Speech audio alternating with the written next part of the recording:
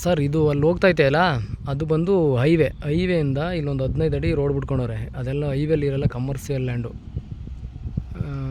3 ಎಕರೆ ಬರುತ್ತೆ, 3 ಎಕರೆ ಸಮಥಿಂಗ್ ಬರುತ್ತೆ. ಕೆಂಪು ಮಣ್ಣು, ಜನರಲ್ಲು ಲಿಂಗಾಯತ್ರದ್ದು ಪ್ರಾಪರ್ಟಿ ಬಂದು ಕೆಂಪು ಮಣ್ಣು. ನೋಡಿ ಸಾಯಿಲ್ ಇದೆಯಲ್ಲ, ಇದು ಕೆಂಪು ಮಣ್ಣು. ನಾರ್ತ್ ಫೇಸಿಂಗ್ ಇದೆ, ಒಂದು ಬೋರ್ ಇದೆ ನೋಡಿ. ಇದೆಲ್ಲ ಅಕ್ಕಪಕ್ಕದಲ್ಲೆಲ್ಲ ಕಮರ್ಷಿಯಲ್ ಇದೆ. ಅರ್ಶಿನ ಕೂಡ ನೀವು ಅಲ್ಲಿ ಕಾಣಿಸ್ತಾ ಇದೆಯಲ್ಲ, ಅದೊಂದು ಹೋಟ್ಲಿದೆ. ಇಲ್ಲೊಂದು ನಿಯರೆಸ್ಟ್ ಹೋದರೆ ಪೆಟ್ರೋಲ್ ಬಂಕ್ಗಳಿದೆ.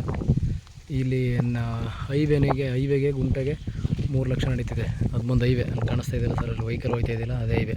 ಅಲ್ಲಿಂದ ಒಂದು 12 ಅಡಿ, ಒಂದು 13-14 ಅಡಿ ರೋಡ್ ಬಿಟ್ಕೊಂಡವ್ರೆ ಇಲ್ಲಿ ನೋಡಿ. ಇಲ್ಲಿಂದ ಇಲ್ಲಿ ತನಕ ಕೆಂಪು ಮಣ್ಣು, ಒಂದು ಬೋರ್ ಇದೆ, 3 ಎಕರೆ ಸಮಥಿಂಗ್ ಬರುತ್ತೆ ಅಲ್ಲಿ ನೋಡಿ ಸರ್. ಅದೇ ಬಂದು ಊರು ಟೌನು ಎಲ್ಲ. ಟೌನಿಗೆ ತುಂಬ ಹತ್ರ, ಗುಂಡ್ಲುಪೇಟೆಗೆ ಬರೀ 4 ಕಿಲೋಮೀಟ್ರು.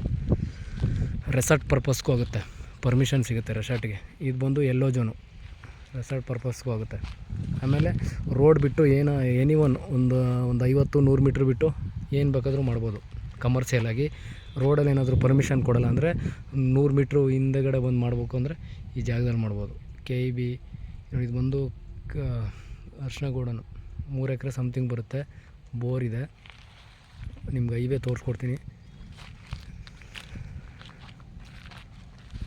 ಪೆಟ್ರೋಲ್ ಬಂಕು, ಹೋಟ್ಲು ಎಲ್ಲ ಇದೆ. ಅಲ್ಲೊಂದು ಹೋಗ್ತಾ ಇದೆಯಲ್ಲ ಸರ್, ಅದೇ ಹೈವೇ.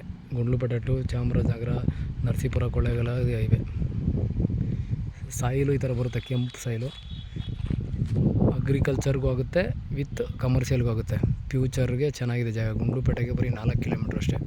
ಹೈವೇಗೆ ಒಂದು 20 ಮೀಟ್ರ್ ಇರ್ಬೋದು ಅಷ್ಟೇ, ಅಲ್ಲಿಂದ ಇಲ್ಲಿ ತನಕ. ಇಲ್ಲಿ ನೋಡಿ, ಇದೇ ರೋಡ್ ಬಿಟ್ಕೊಂಡಿರೋದು ಹೈವೇಯಿಂದ 2ನೇ ಜಾಗ ಸರ್, ಅದು ಹೈವೇ.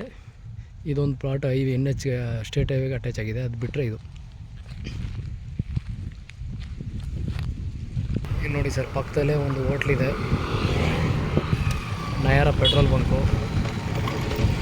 ಇಲ್ಲಿ ನೋಡಿ ಸರ್, ಇದು ಹೈವೇಯಿಂದ ಒಂದು 20 ಮೀಟ್ರ್ ನೋಡಿ ಸರ್. ಇದು ರೇಡಿಯಂಟ್ ಸ್ಕೂಲು ಅಲ್ಲಿಗೆ ನಿಯರ್ ಆಗುತ್ತೆ.